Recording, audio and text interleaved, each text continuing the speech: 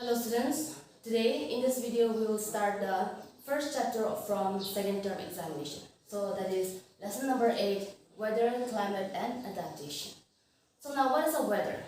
Weather is the condition of temperature, humidity, sunlight, cloud cover, rainfall, wind, etc. of a given place at a given time. So at a particular time, what is the temperature of that very place? Is the temperature high or low? Or is the humidity high or low? Is the rainfall less or more? So all these conditions of a particular place describes the weather of that place. So this weather, it affects our daily life activities. If the weather is too hot, then we cannot, we sweat a lot and then we cannot wear woolen clothes. We have to go for lighter clothes like cotton clothes. And likewise, even in winter also, we need warm clothes, because if we don't wear warm clothes, then we would shiver and then we would not be comfortable. So this is how weather affects our activities. If the weather is rainy, if it is rainy, then we need to use these raincoats and umbrellas to go outside. And when even this heavy rainfall also slows down the traffic. And when the weather is foggy, we cannot see the things around us clearly, and then this foggy weather mostly affects the trains and flights, and that is the reason why the trains and flights get delayed during this foggy weather. And weather changes every day. Today the weather might be sunny, but tomorrow the weather might be rainy or cloudy or foggy. So weather changes every day. And even in a single day also, weather changes several times. That means in the morning, the weather might be clear and then sunny, but in the evening you find that the weather is, you may find that weather is foggy or cloudy, or it might suddenly rain. So weather changes several times even in a single day also. Now let us discuss the elements of weather. Elements of weather. There are 4 elements of weather given in your textbook. That is temperature, humidity, rainfall and wind. So the first one is temperature. Now the temperature of a place. Temperature of a place, it depends upon the amount of sunlight it receives. Consider our planet Earth. So this is the our planet, and then this is the equator. Now this equatorial region receives the highest amount of sunlight as compared to this polar regions.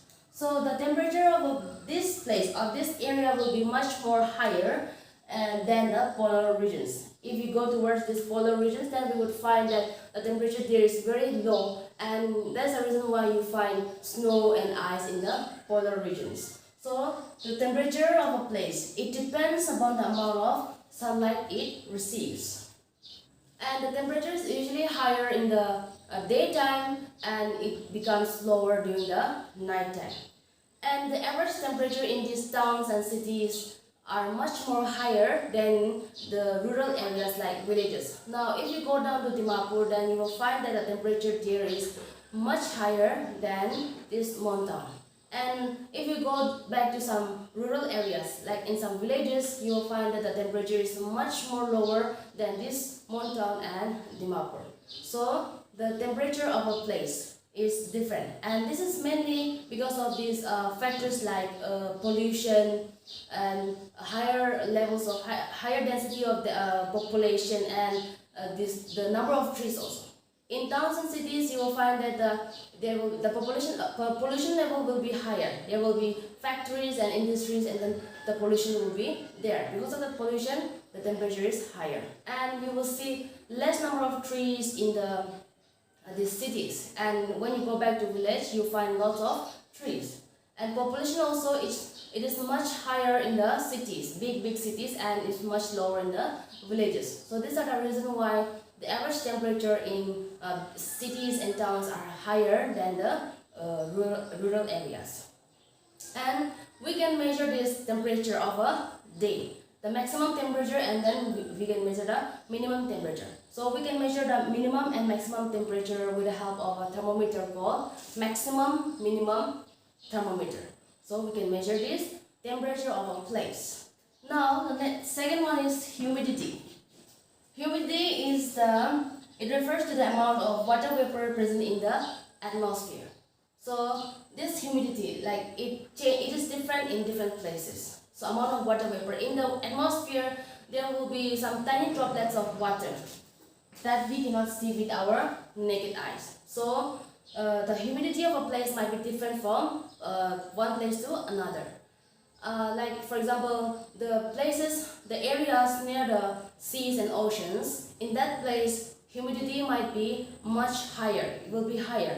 And the humidity in the places far away from the seas and then oceans, the humidity will be less. So this is the humidity. Humidity simply means amount of water vapor present in the atmosphere. Now we can measure this humidity also with the help of this instrument called hygrometer.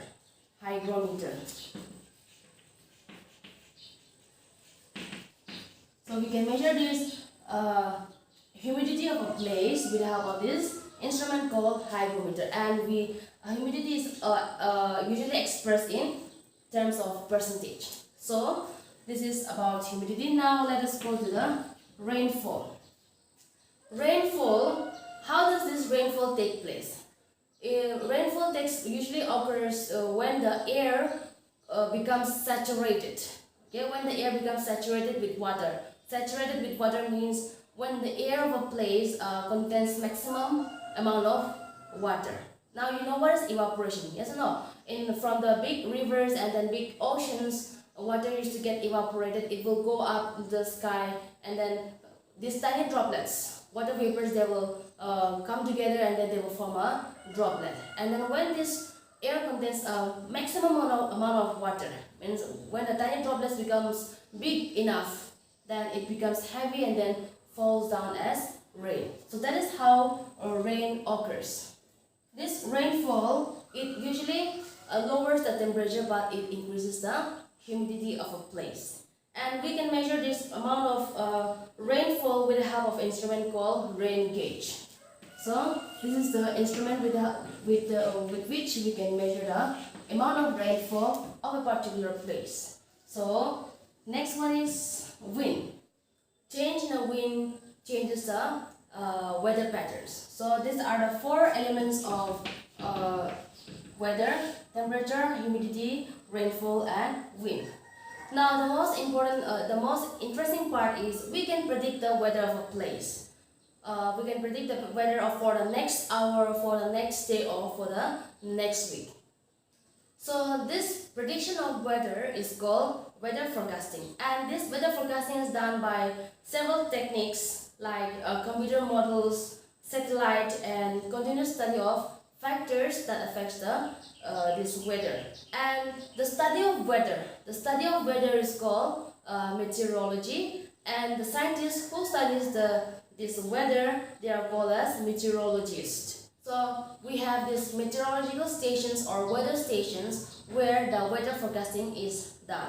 So this is all about the weather, the elements of weather, what is the definition of weather, and the weather forecasting. So that's all for today. We will continue the remaining topics in the next video.